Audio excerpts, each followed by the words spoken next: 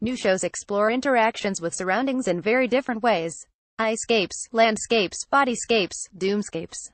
Find new shows in Seattle art galleries, offer a theme and variations look at how we inhabit and interact with our surroundings. Zaria Forman Antarctic and nice photographs, you might think when first looking at Zaria Forman's epic-scale images of Antarctica. Only they aren't photographs, they're soft pastel drawings on paper that capture the shimmers, shadows and glacier-born grit of ice in action in astonishing ways. Forman drew them after a 4-week residency aboard the National Geographic Explorer as the ship explored the coastline of Antarctica. The variety of effects she achieves with a medium that's mostly associated with gauzy impressionism is startling. Aurora Channel, Antarctica No. 4 captures the wet reflective sheen of melting surface ice under a moody sun. Whale Bay, Antarctica No. 4 is a tumult of icy cliffs and crags, ranging in brightness from blinding white to storm cloud gray. Cierva Cove, Antarctica No. 1 depicts a chaotic ice field seen in near whiteout conditions, while Risting Glacier, South Georgia No. 1 presents a whole horizon-filling pageant of disintegrating ice turrets, glowing white and blue, cracked and scarred with fissures and veins of sediment. B15Y Iceberg, Antarctica No. 2 emphasizes the architectural aspect of two towering flat-topped floating ice structures. The boldest composition is Cierva Cove, Antarctica No. 2, with its oddly vertiginous close-up of a mountainous ice formation, its liquid character caught in dazzling frozen form. The show is accompanied by an 8-minute video in which the camera circles an open-arched iceberg in Whale Bay. It's beautiful, but also makes clear the extraordinary depths and subtleties of the drawing's pastel work. 10 a.m. to 5 p.m. Monday, Saturdays through November 4th, Winston Walker Fine Art, 203 Dexter Avenue. N. Seattle 2,066,525,855 or www.winstonwalker.com. Ed Kamuta Cabin and a Dream in Bellingham. Artist Ed Kamuta's small oil wax varnish paintings on board. There's a fanciful shorthand at work that calls to mind the work of Arthur Dove and Paul Klee. There's also a metaphorical vein to them that goes beyond straightforward depiction. Adrift depicts an unwieldy composite structure, part arc, part jerry-built tenement, that looms, top-heavy and uncertain in its movement, against a flat horizon.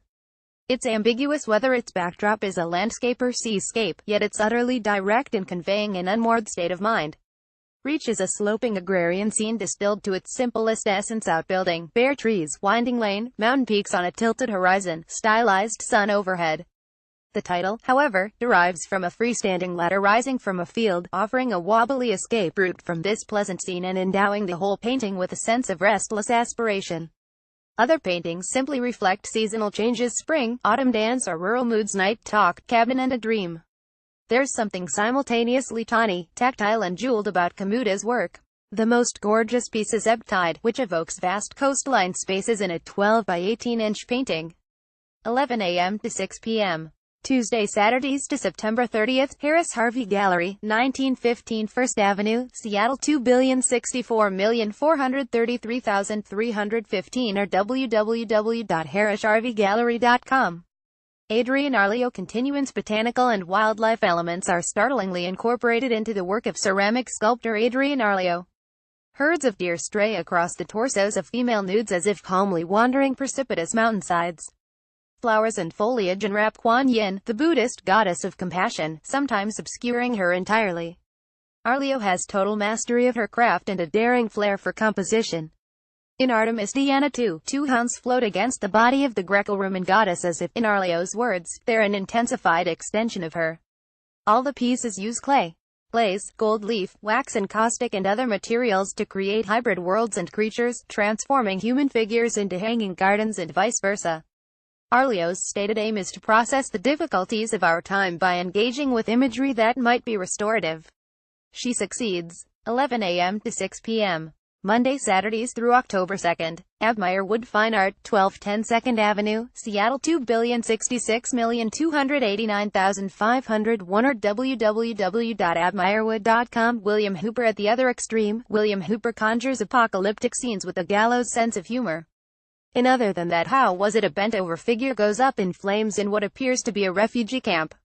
Another painting, just as scathingly titled It Was Our Understanding There Would Be No Math, shows two men in hazmat suits tending to what might be a disaster site. Hooper's oils on canvas have the feel of blurry photographs taken in hazardous conditions. Yet there's a sickly beauty, a perverse toxic uplift, to some of them.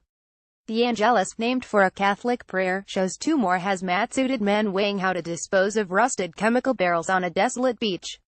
This young artist has found both his style and his in-your-face content. 10:30 a.m. to 5 p.m. Tuesday, Saturdays through September 30th. Linda Hodges Gallery, Blur Gallery, 316 First Avenue. Seattle 2,066,243,034 or www.lindahodgesgallery.com.